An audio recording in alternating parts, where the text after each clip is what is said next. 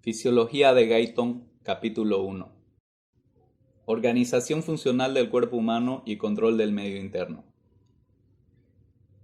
La fisiología es la ciencia que pretende explicar los mecanismos físicos y químicos responsables del origen, desarrollo y progresión de la vida.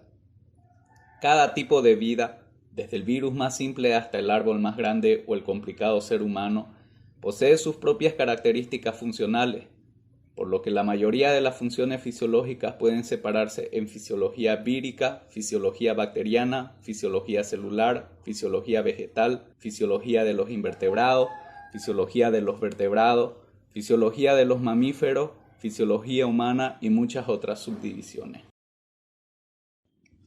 Fisiología humana. La ciencia de la fisiología humana intenta explicar las características y mecanismos específicos del cuerpo humano que hacen que sea un ser vivo. El hecho de mantenerse vivo es el resultado de sistemas de control complejos. El hambre nos hace buscar alimentos y el miedo nos lleva a buscar refugio. Las sensaciones de frío nos impulsan a buscar medios para calentarnos y otras fuerzas nos hacen buscar compañía y reproducirnos. El hecho de que seamos seres que perciben, sienten y aprenden forman parte de esta secuencia automática de la vida. Estos atributos especiales nos permiten existir en situaciones muy variables que en caso contrario harían imposible la vida. Subtítulo: Las células como unidades vivas del cuerpo. La unidad básica del cuerpo es la célula. Cada órgano es un agregado de muchas células diferentes que se mantienen unidas mediante estructuras de soporte intercelulares. Cada tipo de célula está especialmente adaptado para realizar una o más funciones concretas. Por ejemplo, los eritrocitos, cuya cantidad asciende aproximadamente a 25 billones en cada ser humano, transportan el oxígeno desde los pulmones a los tejidos. Aunque los eritrocitos son las más abundantes entre todas las células corporales, hay 75 billones de células más de otros tipos que realizan funciones diferentes. El cuerpo en su conjunto contiene en torno a 100 billones de células. Aunque las múltiples células del cuerpo son muy diferentes entre sí, todas ellas tienen determinadas características básicas que son similares. Por ejemplo, el oxígeno reacciona con los hidratos de carbono, grasas y proteínas para liberar la energía necesaria para mantener las funciones de todas las células. Por otra parte, los mecanismos químicos generales que permiten cambiar los nutrientes en energía son básicamente los mismos en todas las células, y todas las células liberan los productos de sus reacciones químicas en los líquidos circundantes. Además, prácticamente todas las células tienen la capacidad de reproducirse formando más células de su propia estirpe. Por fortuna, cuando se destruyen células de un tipo en particular, el resto de las células de este tipo genera nuevas células hasta rellenar el cupo. Subtítulo: Líquido extracelular, el medio interno. El 60% del cuerpo humano del adulto es líquido, principalmente una solución acuosa de iones y otras sustancias. Si bien casi todo este líquido queda dentro de las células y se conoce como líquido intracelular, aproximadamente una tercera parte se encuentra en los espacios exteriores a las células y se denomina líquido extracelular. Este líquido extracelular está en movimiento constante por todo el cuerpo y se transporta rápidamente en la sangre circulante para mezclarse después entre la sangre y los líquidos tisulares por difusión a través de las paredes capilares. En el líquido extracelular están los iones y nutrientes que necesitan las células para mantenerse vivas, por lo que todas ellas viven esencialmente en el mismo entorno del líquido extracelular. Por este motivo, el líquido extracelular también se denomina medio interno del organismo o milieu intérieur, un término que fue introducido hace más de 150 años por el gran fisiólogo francés del siglo XIX, Claude Bernard, 1813-1878. Las células son capaces de vivir y realizar sus funciones especiales siempre que este medio interno disponga de las concentraciones adecuadas de oxígeno, glucosa, distintos iones, aminoácidos, sustancias grasas y otros componentes. Diferencias entre los líquidos extracelular e intracelular. El líquido extracelular contiene grandes cantidades de iones sodio, cloruro y bicarbonato, más nutrientes para la célula, como oxígeno, glucosa, ácidos grasos y aminoácidos. También contiene dióxido de carbono, que se transporta desde las células a los pulmones para ser excretado junto con otros residuos celulares que se transportan a los riñones para su excreción. El líquido intracelular es muy distinto del líquido extracelular. Por ejemplo, contiene grandes cantidades de iones potasio, magnesio y fosfato en lugar de los iones sodio y cloruro que se encuentran en el líquido extracelular. Los mecanismos especiales de transporte de iones a través de la membrana celular mantienen las diferencias en la concentración de iones entre los líquidos extracelular e intracelular. Estos procesos de transporte se comentan en el capítulo 4. Homeostasis, mantenimiento de un medio interno casi constante.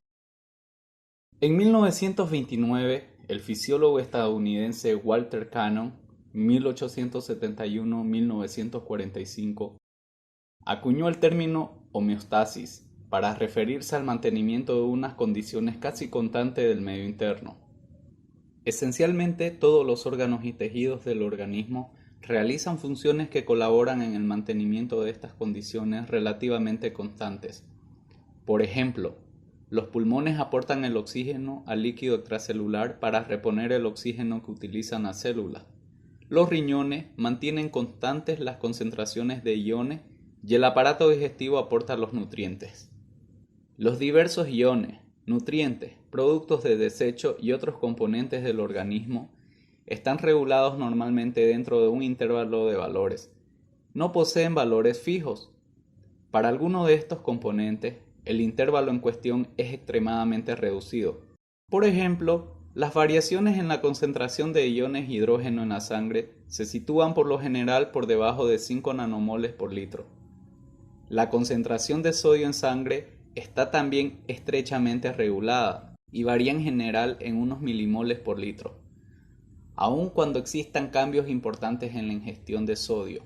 Sin embargo, estas variaciones en la concentración de sodio son al menos 1.000.000 de veces superiores a la de los iones hidrógeno. Existen poderosos sistemas de control para mantener las concentraciones de sodio e hidrógeno, así como la mayoría de los demás iones, nutrientes y sustancias del organismo, en niveles que permitan que la célula, los tejidos y los órganos lleven a cabo sus funciones normales, pese a grandes variaciones ambientales y a las dificultades derivadas de lesiones y enfermedades.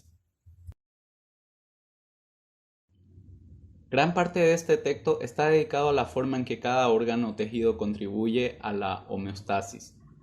Las funciones normales del organismo exigen acciones integradas de células, tejidos, órganos y los múltiples sistemas de control nervioso, hormonales y locales que contribuyen conjuntamente a la homeostasis y a la buena salud. A menudo, la enfermedad se considera un estado de ruptura de la homeostasis. Sin embargo, incluso en presencia de enfermedades, los mecanismos homeostáticos siguen activos y mantienen las funciones vitales a través de múltiples compensaciones. Estas compensaciones pueden conducir en algunos casos a desviaciones importantes de las funciones corporales con respecto al intervalo normal, lo que dificulta la labor de diferenciar la causa principal de la enfermedad de las respuestas compensadoras. Por ejemplo, las enfermedades que impiden la capacidad de los riñones de excretar sales y agua pueden conducir a una elevación de la presión arterial, que inicialmente ayuda a recuperar valores normales de excreción, de forma que sea posible mantener un equilibrio entre la ingestión y la excreción renal. Este equilibrio es necesario para el mantenimiento de la vida, pero los periodos de tiempo prolongados de alta presión arterial pueden provocar perjuicios en diversos órganos, entre ellos los riñones, lo que deriva en nuevos aumentos de la presión arterial y, con ello, más daños renales. De este modo, las compensaciones homeostáticas que se producen en el organismo después de una lesión, una enfermedad o de cambios ambientales importantes pueden verse como un compromiso necesario para mantener las funciones vitales, si bien a largo plazo pueden contribuir a inducir anomalías adicionales en el organismo. La disciplina de la fisiopatología pretende explicar cómo se alteran los diversos procesos fisiológicos durante las enfermedades y las lesiones. Este capítulo expone los distintos sistemas funcionales del organismo y sus contribuciones a la homeostasis, para después revisar brevemente la teoría básica de los sistemas de control corporal que permiten colaborar a los distintos sistemas funcionales para mantenerse unos a otros. Transporte en el líquido extracelular y sistema de mezcla. El aparato circulatorio. El líquido extracelular circula por el organismo en dos etapas. La primera de ellas consiste en el movimiento de la sangre por el cuerpo dentro de los vasos sanguíneos, y la segunda es el movimiento del líquido entre los capilares sanguíneos y los espacios intercelulares entre las células tisulares. En la figura 1.1 se muestra la circulación general de la sangre. En este modelo toda la sangre atraviesa la totalidad del circuito una media de una vez por minuto cuando el cuerpo está en reposo y hasta 6 veces por minuto cuando la persona está muy activa.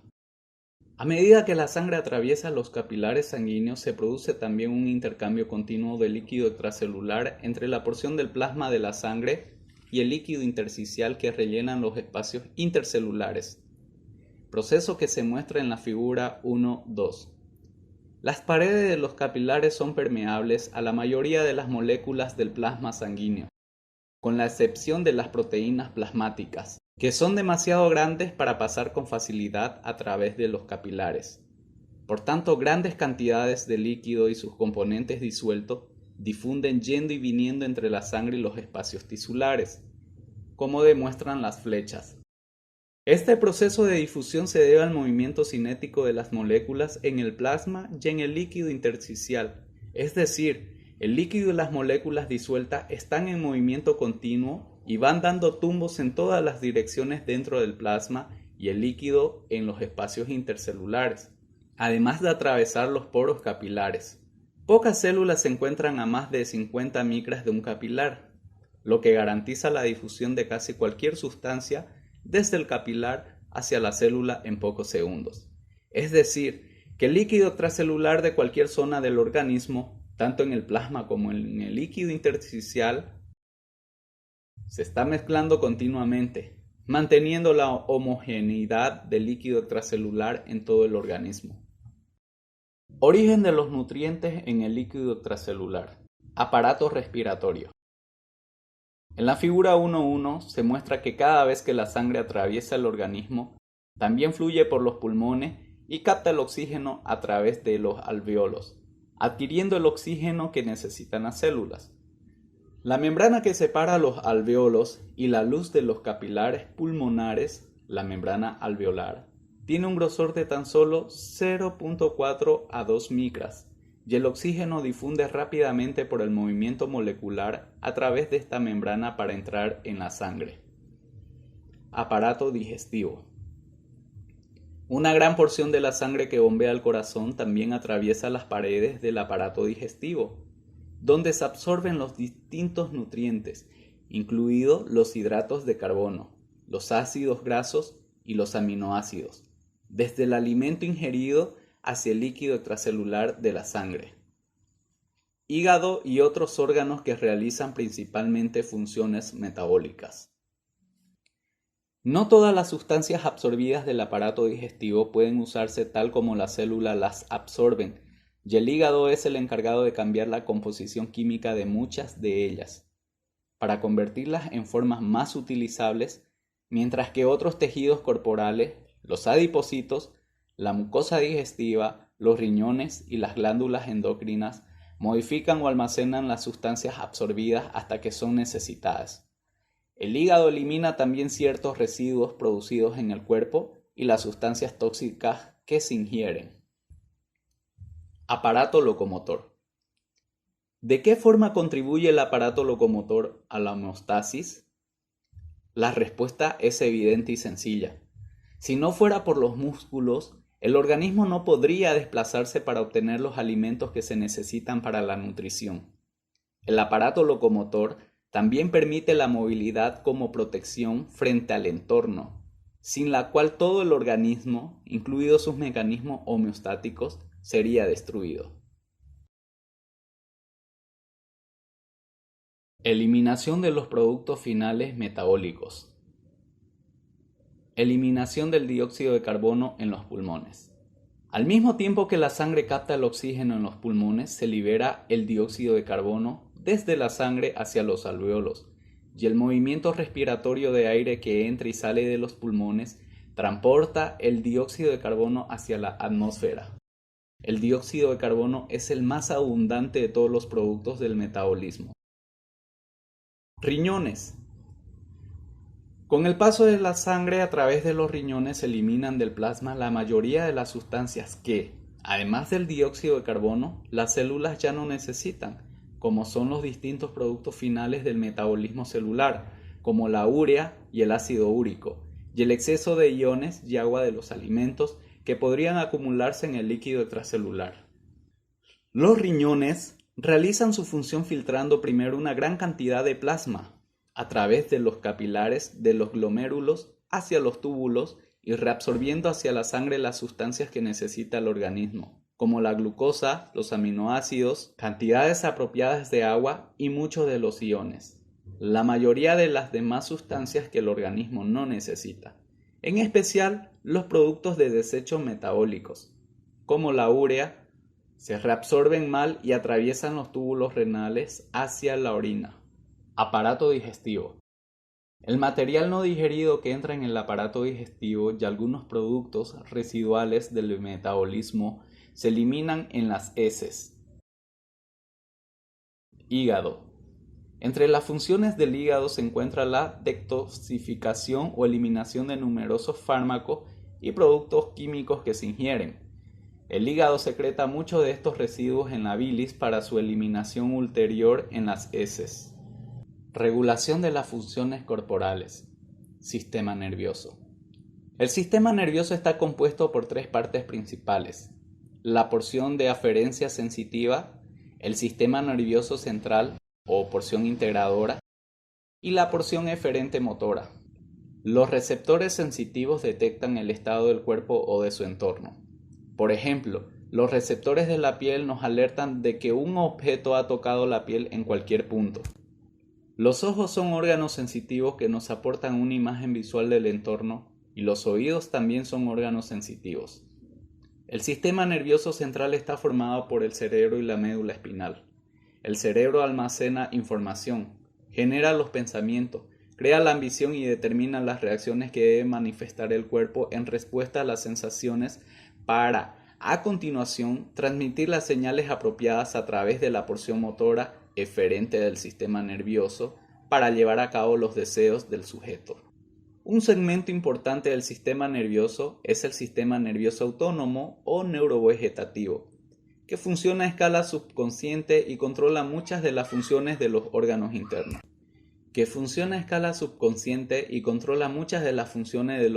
internos.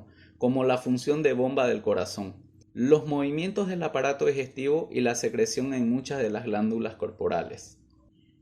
Sistemas hormonales. Dentro del organismo se encuentran 8 glándulas endocrinas mayores y varios órganos y tejidos que segregan productos químicos denominados hormonas. Las hormonas se transportan en el líquido extracelular a otras partes del cuerpo para regular las funciones celulares. Por ejemplo, la hormona tiroidea aumenta la velocidad de la mayoría de las reacciones químicas de toda la célula, con lo que se facilita el ritmo de la actividad corporal, mientras que la insulina controla el metabolismo de la glucosa. Las hormonas corticosuprarrenales controlan los iones de sodio y potasio y el metabolismo proteico, y la hormona paratiroidea controla el calcio y el fosfato en el hueso. Por tanto, las hormonas proporcionan un sistema de regulación que complementa al sistema nervioso. El sistema nervioso regula numerosas actividades musculares y secretoras del organismo, mientras que el sistema hormonal regula muchas de las funciones metabólicas. Normalmente, los sistemas nerviosos y hormonales trabajan de forma coordinada para controlar esencialmente todos los sistemas orgánicos del cuerpo. Protección del cuerpo. Sistema inmunitario. El sistema inmunitario está formado por los glóbulos blancos, células tisulares derivadas de los glóbulos blancos el timo, los nódulos linfáticos y los vasos linfáticos que protegen el cuerpo de patógenos como bacterias, virus, parásitos y hongos. El sistema inmunitario proporciona un mecanismo para que el cuerpo 1. Diferencie sus propias células de las células y sustancias extrañas, y 2. Destruya al invasor por fagocitosis o mediante la producción de linfocitos sensibilizados o proteínas especializadas, por ejemplo, anticuerpos, que destruyen o neutralizan al invasor. Sistema tegumentario. La piel y sus diversos anejos, como el pelo, las uñas, las glándulas y otras estructuras, cubren, amortiguan y protegen los tejidos profundos y los órganos del cuerpo y en general definen una frontera entre el medio corporal interno y el mundo exterior. El sistema tegumentario es importante también para la regulación de la temperatura y la excreción de los residuos y proporciona una interfaz sensorial entre el cuerpo y el medio exterior. La piel suele comprender entre aproximadamente el 12 y el 15% del peso corporal. Reproducción. A veces no se considera que la reproducción sea una función homeostática, aunque ayuda a mantener la homeostasis, generando nuevos seres que ocuparán el lugar de aquellos que mueren. Dicho así, puede sonar como un uso abusivo del término homeostasis, pero nos muestra que, en el análisis final, todas las estructuras corporales están esencialmente organizadas de tal forma que ayudan a mantener el automatismo y la continuidad de la vida. Sistema de control del organismo. El cuerpo humano contiene miles de sistemas de control. Algunos de los más intrincados de estos sistemas son los de control genético, que actúan en todas las células para mantener el control de las funciones intracelulares y extracelulares. Esta materia se comenta con más detalle en el capítulo 3. Hay muchos otros sistemas de control que actúan dentro de los órganos para controlar las funciones de sus componentes. Otros actúan a través de todo el organismo para controlar las interrelaciones entre los órganos como, por ejemplo, el aparato respiratorio, que actúa asociado al sistema nervioso y regula la concentración de dióxido de carbono en el líquido extracelular. El hígado y el páncreas regulan la concentración de glucosa en el líquido extracelular y los riñones regulan las concentraciones de hidrógeno, sodio, potasio, fosfato y otros iones en el líquido extracelular. Ejemplos de mecanismo de control. Regulación de las concentraciones de oxígeno y dióxido de carbono en el líquido extracelular. Como el oxígeno es una de las principales sustancias que requieren las reacciones químicas de las células, el organismo tiene un mecanismo de control especial para mantener una concentración casi exacta y constante de oxígeno en el líquido extracelular. Este mecanismo depende principalmente de las características químicas de la hemoglobina, que está presente en todos los eritrocitos. La hemoglobina se combina con el oxígeno a medida que la sangre atraviesa los pulmones. Posteriormente, cuando la sangre atraviesa los capilares tisulares, su propia afinidad química por el oxígeno permite que no lo libere en los tejidos si ya hay demasiado. Sin embargo, si la concentración de oxígeno en el líquido tisular es demasiado baja, se libera oxígeno suficiente para restablecer una concentración adecuada. Es decir, la regulación de la concentración de oxígeno en los tejidos se basa principalmente en las características químicas de la hemoglobina, regulación que se conoce como función amortiguadora de oxígeno de la hemoglobina. La concentración de dióxido de carbono en el líquido extracelular está regulada de una forma muy diferente. El dióxido de carbono es el principal producto final de las reacciones oxidativas de las células. Si todo el dióxido de carbono que se forma en ellas se acumulara en los líquidos tisulares, todas las reacciones que aportan oxígeno a la célula cesarían. Por fortuna, una concentración mayor de lo normal de dióxido de carbono en la sangre excita el centro respiratorio, haciendo que la persona tenga una respiración rápida y profunda. Esto aumenta la expiración de dióxido de carbono y, por tanto, elimina el exceso de dióxido de carbono de la sangre y los líquidos tisulares.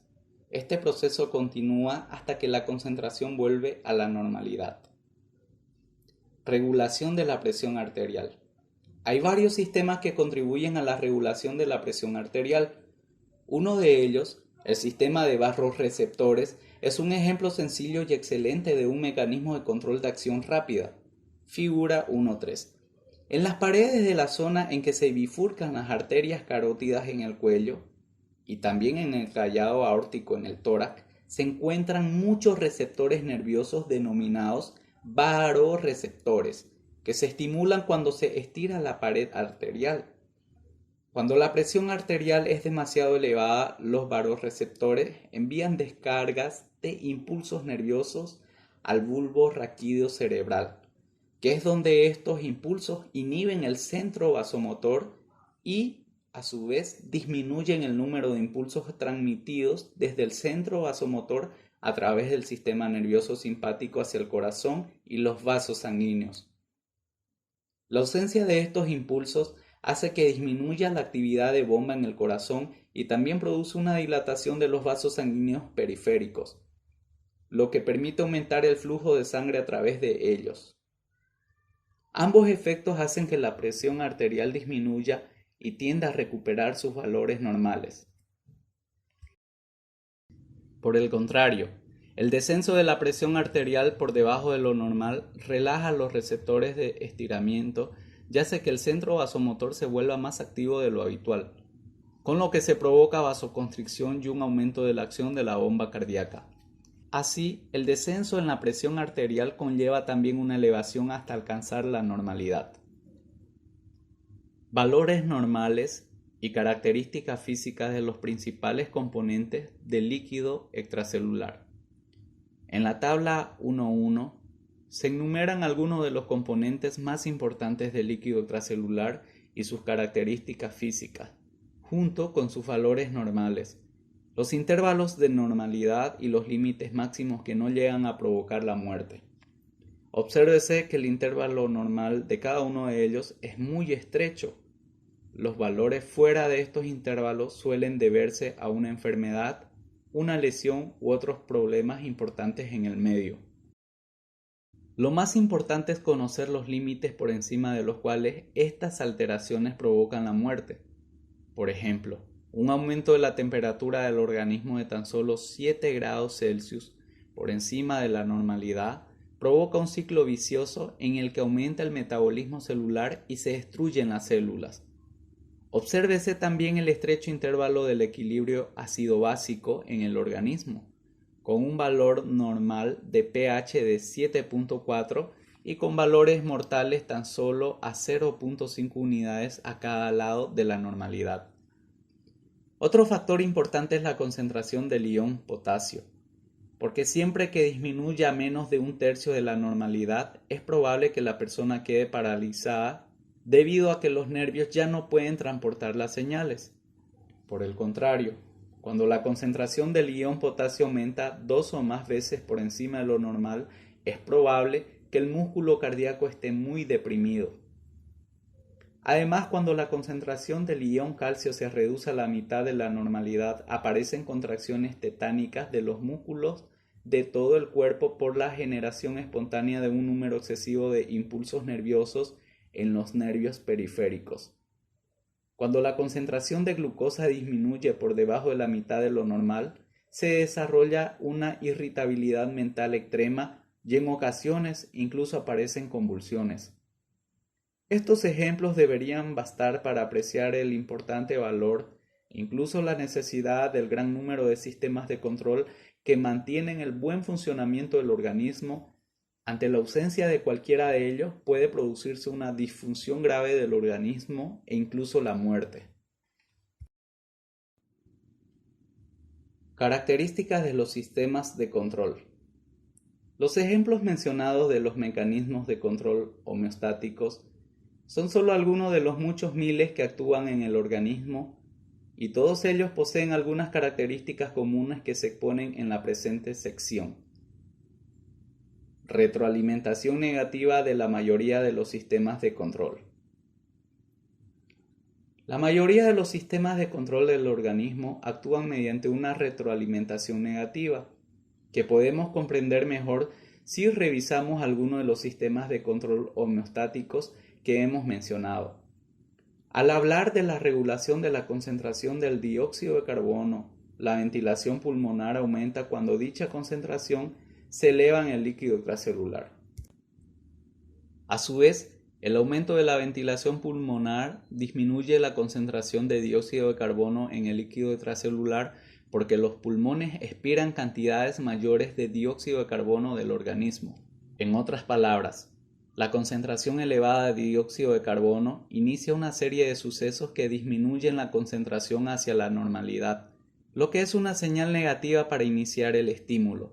Por el contrario, una concentración de dióxido de carbono que disminuye demasiado produce una retroalimentación que tiende a aumentar la concentración. Esta respuesta también es negativa para iniciar el estímulo.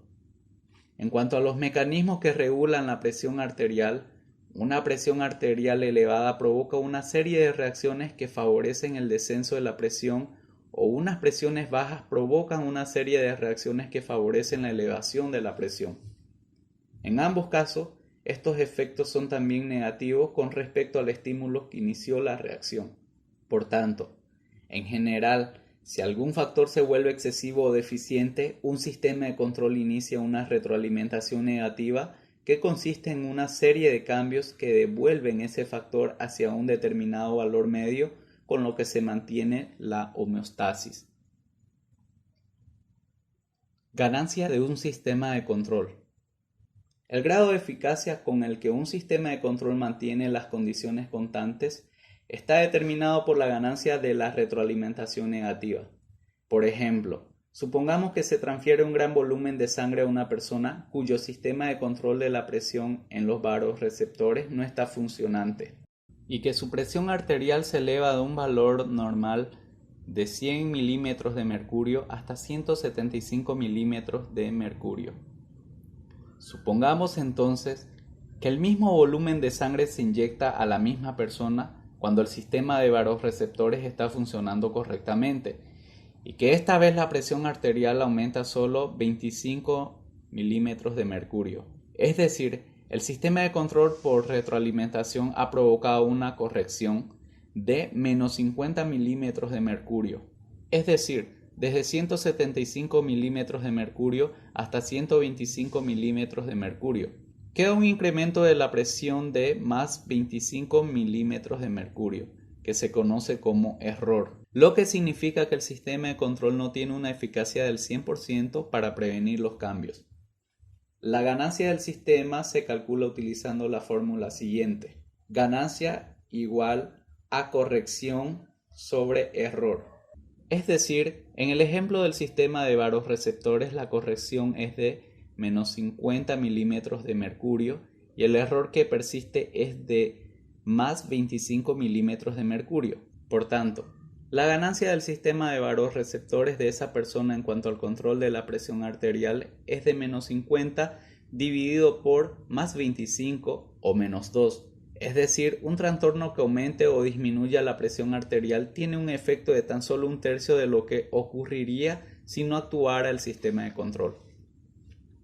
Las ganancias de algunos otros sistemas de control fisiológicos son mucho mayores que las del sistema de vasoreceptores. Por ejemplo, la ganancia del sistema que controla la temperatura interna del organismo. Cuando una persona está expuesta a un clima frío moderado es de menos 33.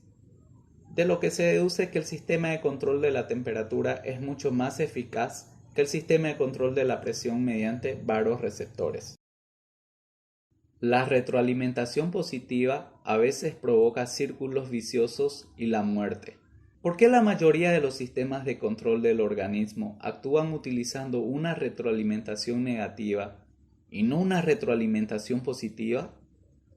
Si se tiene en cuenta la naturaleza de la retroalimentación positiva, resulta evidente que no consigue la estabilidad, sino la inestabilidad, y en algunos casos puede causar la muerte. En la figura 1.4 se muestra un ejemplo en el que puede llegarse a la muerte como consecuencia de la retroalimentación positiva. En ella se ilustra la eficacia del bombeo del corazón, demostrándose que el corazón de un ser humano sano bombea aproximadamente 5 litros de sangre por minuto. Si una persona tiene bruscamente una hemorragia de 2 litros, la cantidad de sangre del organismo disminuye hasta un nivel tan bajo que no queda sangre suficiente para que el corazón bombee eficazmente. En consecuencia, cae la presión arterial y disminuye el flujo de sangre que llega hacia el músculo cardíaco a través de los vasos coronarios. Este escenario lleva a que el corazón se debilite, el efecto de bomba pierde eficacia, disminuya aún más el flujo de sangre coronario y el corazón se debilite aún más. Este ciclo se repite una y otra vez hasta que se produce la muerte. Obsérvese que cada ciclo de retroalimentación provoca además el debilitamiento del corazón, en otras palabras, el estímulo inicial provoca más reacciones del mismo tipo, que es en lo que consiste la retroalimentación positiva. La retroalimentación positiva se debería denominar mejor círculo vicioso, aunque los mecanismos de control de retroalimentación negativa del organismo pueden superar los grados leves de retroalimentación positiva y no se desarrolla el círculo vicioso. Por ejemplo, si la persona del ejemplo anterior tiene una hemorragia de 1 litro en lugar de 2, los mecanismos normales de retroalimentación negativa que controlan el gasto cardíaco y la presión arterial podrían contrarrestar la retroalimentación positiva y la persona se recuperaría, como muestra la curva discontinua de la figura 1.4. La retroalimentación positiva a veces es útil. En algunos casos, el organismo usa la retroalimentación positiva a su favor. La coagulación sanguínea es un ejemplo del gran valor que tiene la retroalimentación positiva. Cuando se rompe un vaso sanguíneo y comienza a formarse un coágulo, dentro de este se activan muchas enzimas denominadas factores de coagulación. Algunas de estas enzimas actúan sobre otras enzimas inactivadas que están en la sangre inmediatamente adyacente, con lo que se consigue que coagule más sangre. Este proceso continúa hasta que el orificio del vaso se tapona y cesa la hemorragia. A veces, este mecanismo se descontrola y provoca la formación de coágulos no deseados. En realidad, este proceso es el que inicia la mayoría de los ataques cardíacos, que pueden deberse a la formación inicial de un coágulo en la superficie interna de una placa aterosclerótica en la arteria coronaria, cuyo crecimiento continúa hasta que se bloquea la arteria. El parto es otro ejemplo en el que la retroalimentación positiva tiene gran importancia. Cuando las contracciones uterinas son suficientemente fuertes como para que la cabeza del niño comience a empujar el cuello uterino, el estiramiento de este envía señales a través del músculo uterino que vuelven hasta el cuerpo del útero, provocando contracciones aún más potentes. Es decir, las contracciones uterinas estiran el cuello y el estiramiento del cuello provoca contracciones más potentes. El niño nace cuando este proceso adquiere la potencia suficiente. Si no lo hace, las contracciones se desvanecen y transcurren algunos días hasta que vuelven a comenzar. Otro uso importante de la retroalimentación positiva es la generación de señales nerviosas. Es decir, la estimulación de la membrana de una fibra nerviosa provoca una pequeña pérdida de iones sodio a través de los canales de sodio de la membrana nerviosa hacia el interior de la fibra. Los iones sodios que entran en la fibra cambian el potencial de membrana, lo que a su vez provoca la apertura de más canales, un cambio mayor del potencial, la apertura de más canales y así sucesivamente. Es decir, una pequeña fuga se convierte en una explosión de sodio que entra en la fibra nerviosa creando un potencial de acción en el nervio. Este potencial de acción provoca a su vez una corriente eléctrica que fluye a lo largo del exterior y del interior de la fibra nerviosa e inicia nuevos potenciales de acción. Este proceso continúa una y otra vez hasta que la señal nerviosa recorre la fibra hasta su extremo. Siempre que la retroalimentación positiva es útil, la retroalimentación positiva forma parte de un proceso global de retroalimentación negativa. Por ejemplo, en el caso de la coagulación de la sangre, el proceso de retroalimentación positiva de la coagulación es un proceso de retroalimentación negativa para el mantenimiento del volumen normal de sangre. Además, la retroalimentación positiva que provoca las señales nerviosas permite que los nervios participen en los miles de sistemas de control de retroalimentación negativa de los nervios. Tipos más complejos de sistema de control. Control adaptativo. Más adelante, cuando hablemos del sistema nervioso, veremos que este sistema contiene abundantes mecanismos de control interconectados. Algunos son sistemas de retroalimentación simples, similares a los que ya hemos comentado, pero otros no lo son. Por ejemplo, algunos movimientos del organismo son tan rápidos que no hay tiempo suficiente para que las señales nerviosas se desplacen desde la periferia del organismo hasta el cerebro y vuelvan a la periferia para controlar el movimiento, por lo que el cerebro aplica un principio que se conoce como control anterógrado, que hace que se contraigan los músculos apropiados, es decir, las señales del nervio sensible de las partes en movimiento informan al cerebro si el movimiento se está realizando correctamente. En caso contrario, el cerebro corrige las señales anterógradas que envía hacia los músculos la siguiente vez que se necesite ese movimiento. Después, si se necesitan nuevas correcciones, este proceso se realizará de nuevo en los movimientos sucesivos. Es lo que se denomina control adaptativo, que en cierto sentido es una retroalimentación negativa retardada. En resumen, comprobamos los complejos que pueden ser los sistemas de control de retroalimentación del organismo. La vida de una persona depende de todos ellos, por lo que una gran parte de la presente obra se dedica a comentar estos mecanismos vitales. Resumen: automatismo del organismo. El objetivo de este capítulo ha sido señalar, en primer lugar, la organización global del organismo, y en segundo lugar, los medios por los que cada parte del organismo actúa en armonía con las demás. Para resumir, el organismo es en realidad un ente social formado por 100 billones de células organizadas en distintas estructuras funcionales, algunas de las cuales se conocen como órganos. Cada estructura funcional contribuye con su parte al mantenimiento de las condiciones homeostáticas del líquido extracelular, que se denomina medio interno. Mientras se mantengan las condiciones normales en el medio interno, las células del organismo continuarán viviendo y funcionando correctamente. Cada célula se beneficia de la homeostasis y a su vez contribuye a su mantenimiento. Esta interrelación recíproca proporciona un automatismo continuo del organismo hasta que uno o más sistemas funcionales pierden su capacidad de contribuir con su parte a la funcionalidad. Cuando esto sucede, todas las células del organismo sufren. La disfunción extrema provoca la muerte y la disfunción moderada provoca la enfermedad.